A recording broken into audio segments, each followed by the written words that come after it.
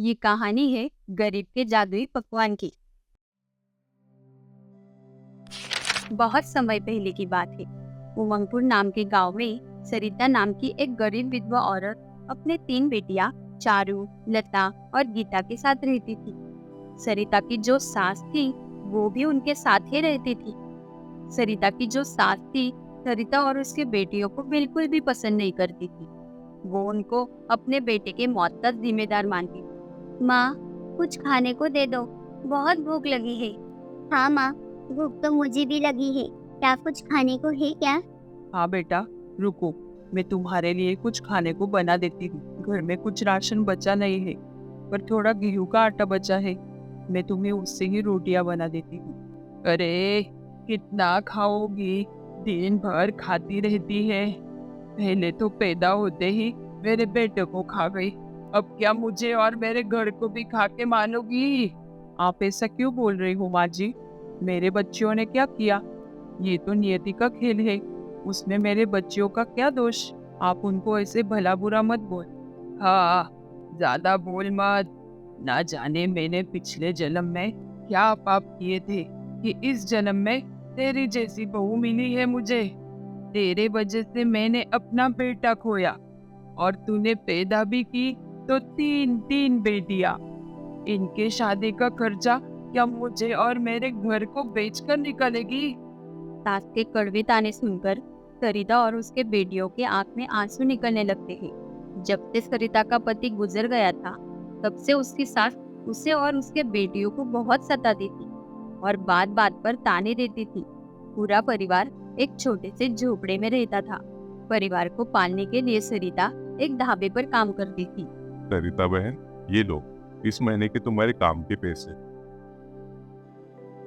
और ये ढाबे पे खाना भी बचा था, ये भी ले जाओ, अपने बेटियों को देना।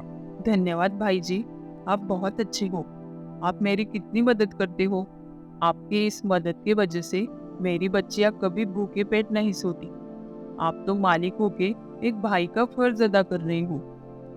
अरे सरिता बहन, मैं तुम्हारी हालत जानता हूँ। अकेले होकर तुम अपने 3 बेटियों को पालती हो। मैं समझता हूँ ये आसान नहीं है, पर तुम चिंता ना करो, एक ना एक दिन सब ठीक हो जाएगा। धन्यवाद भाई जी, मैं अब चलती हूँ। बच्चियां मेरी राह देख रही होगी। ये कहकर सरिता अपने घर आ जाती है। चारू, गीता, लता, कहाँ हो बच्चों? देखो मैं क्या लेके आई हूँ। क्या है माँ, क्या लेके आई हो? देखो, आज ढाबे पे पालक पनीर, दाल चावल और रोटी बनाई थी।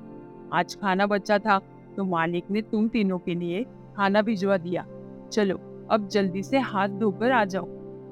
अरे वाह वाह भाई, दिन भर मैं भूखी रहूं और खाना ये तीनों खाए। और तू, आज तो पहली तारीख है ना? ला, पैसे ला मेरे हाथ में। जी लीजिए, पर मुझे गीता लता की स्कूल की फी भरनी है, तो थोड़े पैसे मुझे दे देना। क्या करेगी इन मनुष्यों को पढ़ा के? कौन सी बड़ी प्रधानमंत्री बनने वाली है? और शादी होने के बाद जिस भी घर में जाएगी अपने पति को खा जाएगी, जैसे तूने मेरे बेटे को खाया। बस, बहुत हुआ। आप कब तक मुझे और मेरे बच्चियों को एक ही चीज का ताना मारती रहेगी? लेकिन अब बहुत हुआ, ये सब से नहीं हो रहा हमें। अब मैं और मेरी बेटियां आपके ये ताने नहीं सुनेगी। अच्छा, बहुत जबान चलाने लगी तू। तेरे तो पर निकल आए। चल निकल इस घर से, अपने मनुष्य बेटियों को लेके। ऐसा बोल के सरिता की सास उसे और उसके बेटियों को धक्का मार के घर से निकाल देती है। मुझसे जबान लड़ाने की हिम्मत की? अब खाओ दर दर की ठोकरें। सरिता बेटियों के साथ घर से निकल जाती है। चलते चलते वो सब जंगल पहुंच जाते हैं। माँ, अब हम क्या करेंगे? कहाँ जाएंगे? दादी ने तो हमें घर से बाहर निकाल दिया। कुछ ना कुछ कर लेंगे बेटा। उनके तानों से तो ये अच्छा है कि हम उनके साथ नहीं रहे। और याद रखना बेटी, जिसका कोई नहीं होता उसका भगवान होता है। सरिता ये सब कह ही रही होती है, तभी उसकी नजर एक जाल में फंसे खरगोश की तरफ जाती है। बचाओ, कोई मेरी मदद करो, कोई मुझे यहाँ से निकालो, मैं यहाँ फंस गई हूँ। अरे वाह, बोलता हुआ खरगोश। हाँ, तुम बोल सकती हो। हाँ, मेरी मदद करो। देखो, मुझे दर्द भी हो रहा है। सरिता उस जाल को हटाती है और उस खरगोश को जाल से आजाद कर देती है। आजाद होते ही वो खरगोश एक सुंदर से परी में बदल जाता है। मेरा नाम अनुष्का है। मैं एक परी हूँ। खरगोश के रूप में मैं जंगल घूम रही थी, लेकिन मैं एक शिकारी के जाल में फंस गई। आप लोगों ने मेरी मदद की, इसलिए आपका बहुत बहुत धन्यवाद। पर तुम इस वक्त यहाँ इस घने जंगल में क्या कर रही हो? सरिता रोते रोते परी को सारी बातें बता देती है।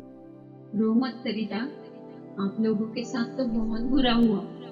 आपने मेरी मदद की, तो मैं भी आपकी मदद करूंगी। आप हमारी क्या मदद करोगी परी? ये जादुई पत्थर है, इस पे आप कुछ भी मांग सकते हो। तुम जो कुछ मांगोगी तुम्हारे सामने वो तुरंत ही आ जाएगा।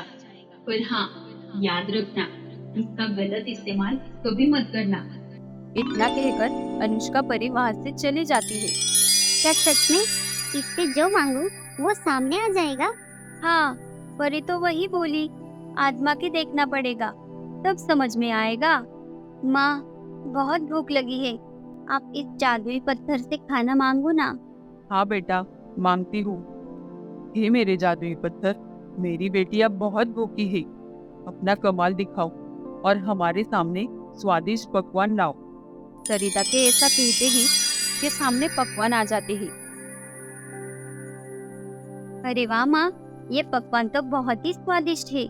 मैंने ऐसे पकवान आज तक कभी नहीं खाए। हाँ माँ, सच में इन पकवानों का स्वाद तो बहुत ही अच्छा है। क्यों ना हम जादुई पत्थर के मदद से इन पकवानों को बेचें और जो हमारे जैसा जरूरतमंद है उन्हें हम मुफ्त में खाना दिया करेंगे। इससे जादुई पत्थर का गलत उपयोग भी नहीं होगा और हमारे पास भी जीने लायक पैसे आ जाएंगे। हाँ बेटा, ये तो अच्छा सुझाव है। उसके बाद सरिता अपने बेटियों के साथ मिलकर एक छोटा सा ढाबा खोल लेती है और उस जादुई पत्थर की मदद से पकवान मांगकर अपने ढाबे पर बेचने लगती है और लोगों को भी वो पकवान बहुत अच्छे लगते हैं। वाह, आपके यहाँ के पकवान तो लाजवाब थे। इतने स्वादिष्ट पकवान तो मैंने कभी खाए ही नहीं। बस खा के तो मजा ही आ गया भाई। ये सुनकर वो सब बहुत खुश होती है। अब जो भी ग्राहक पकवान का ऑर्डर देता तो वो अंदर जाकर जादुई पत्थर से मांगती और पकवान तुरंत ही सामने आ जाता और ग्राहक को दे देती, जिससे अब उन्हें अच्छी कमाई होने लगी और उनकी परिस्थिति में भी सुधार आया और वो अब अच्छे से रहने लगे और जरूरतमंदों की मदद भी करने लगे। अब उन्हें किसी बात की कमी नहीं थी।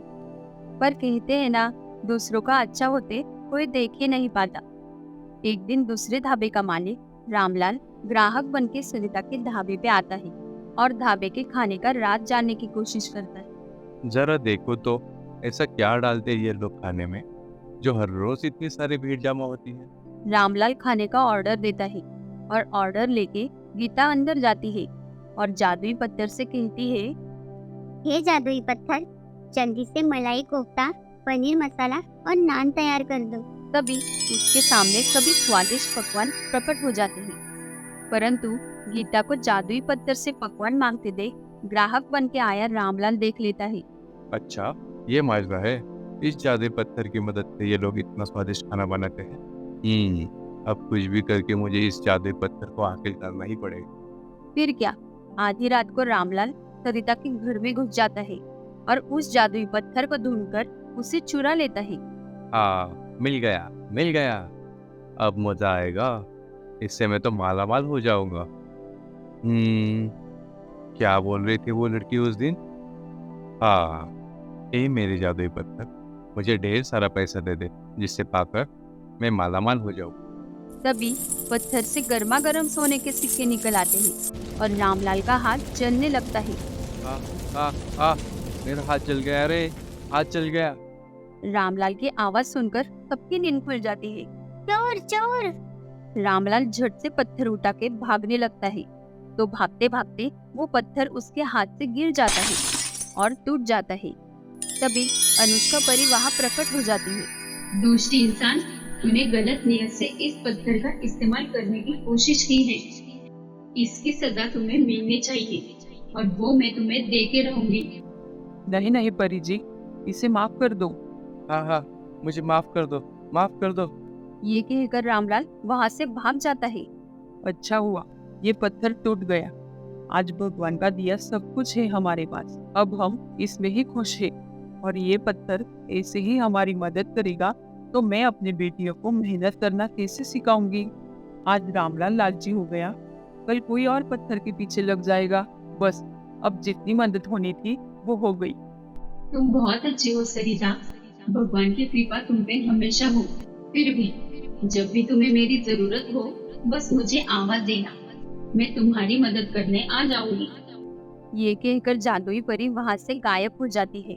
जिसके बाद सरिता अपने बेटियों के साथ अपने हाथ का खाना बनाकर अपने ढाबे पे बेचने लगी, जिससे उसको और ज्यादा पैसे मिलने लगे। लोगों को भी उसका खाना पहले जितना पसंद था आज भी वैसा ही पसंद है। सरिता के दिन बदल गए और वो खुशी खुशी अपने बेटियों के साथ रहने लगी।